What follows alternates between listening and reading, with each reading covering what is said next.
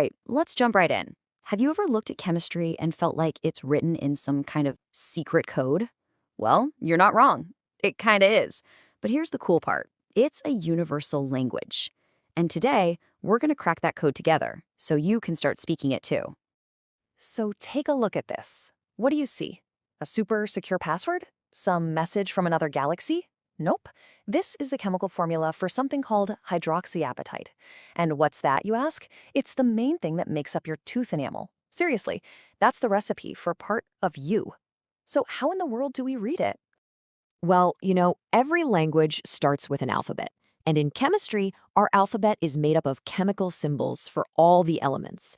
This is step one, the absolute foundation for decoding any formula out there. A chemical symbol is really just a simple shorthand for an element's name. It's almost always one or two letters, and the rule is super simple. The first letter is always capitalized, and if there's a second one, it's lowercase.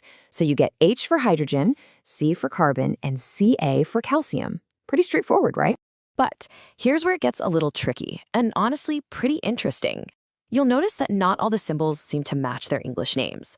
Like, why is gold AU and not, say, Go? Well, the answer actually takes us on a little trip back in time. The reason is that a lot of these symbols come from the element's name in Latin.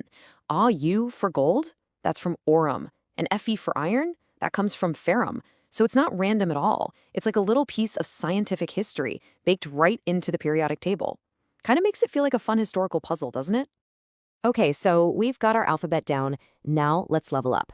It's time to see how these letters combine to form the words of chemistry, the chemical formulas. So a chemical formula is this really powerful little package of information. It tells us exactly which elements are in a compound, and this is the important part, the ratio of their atoms. Let's take the most famous formula on the planet, H2O. That tells us loud and clear that for every one atom of oxygen, we have two atoms of hydrogen. That little number written just after the symbol, that's called a subscript. And this little number is the absolute key to counting atoms. Just remember, it only applies to the element that's immediately to its left. Okay, let's look at a slightly bigger formula to see this in action. Na2SO4. That subscript 2 right after Na tells us there are two sodium atoms. Now sulfur, the S, it doesn't have a subscript, which just means there's one of them. And oxygen, O, has a 4, so you guessed it, 4 oxygen atoms. Simple as that.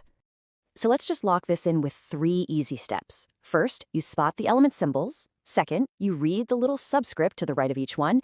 And third, and this is the one people forget, if you don't see a subscript, it's just an invisible 1. There you have it. That's the basic method right there. All right, you have totally got the basics down. So now let's get into some of the more advanced chemical grammar. We're going to talk about what happens when you see parentheses, and we'll look at the different ways a formula can actually represent a molecule. Okay, so if you ever see a group of atoms inside a set of parentheses, you need to look for a subscript on the outside. That number acts like a multiplier for every single atom inside those brackets. It's kind of like the distributive property you learned in math class. Let's use aluminum sulfate as our example here. For the aluminum, it's easy. That subscript 2 just means 2 aluminum atoms. But then we hit that sulfate group, SO4, which is in parentheses with a 3 on the outside. So we multiply. Inside there's 1 sulfur atom, so we do 1 times 3, which is 3 sulfur atoms. And there are 4 oxygen atoms, so 4 times 3 gives us 12 oxygen atoms. And one last bit of grammar for you. Let's take glucose, C6H12O6, the sugar that literally fuels our bodies. This right here, this is its molecular formula. It tells you the actual exact number of atoms in one single molecule. But sometimes chemists just care about the simplest ratio. For glucose, that simplifies down to CH2O, and that's called the empirical formula. So one is the actual parts list, and the other is just the simplest ratio of those parts. You know what? You've learned the alphabet, the words, and the grammar. You now have all the tools you need, so it's time to go back and finally solve that puzzle from the beginning. And here it is again, our tooth enamel formula.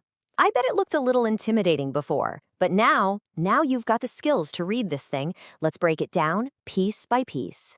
Okay, let's do this. We start with calcium, Ca. It has a subscript of 10. Boom, 10 calcium atoms. Next, we've got the phosphate group, PO4, with a 6 on the outside.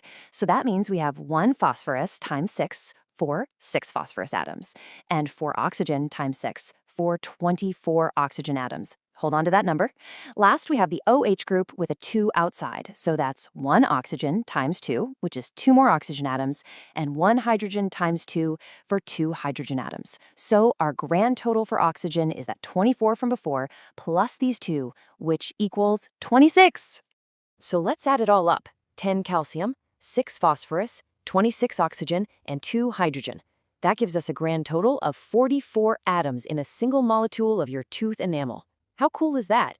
And the best part is, you can now prove it for yourself. So why does all this matter? I mean, why is it so important? Because knowing the formula is just the beginning. The formula is basically the list of ingredients. And once you can read the ingredients, you can start to understand the recipe, the chemical reactions that build and change everything in the world around us. And this is what that looks like. If a chemical formula is a word, then a chemical equation is a whole sentence. It tells a story of transformation. It shows you what you start with, the reactants, and what you end up with, the products. Being able to read formulas is the key that unlocks all of these amazing stories. So, I'm going to leave you with this thought.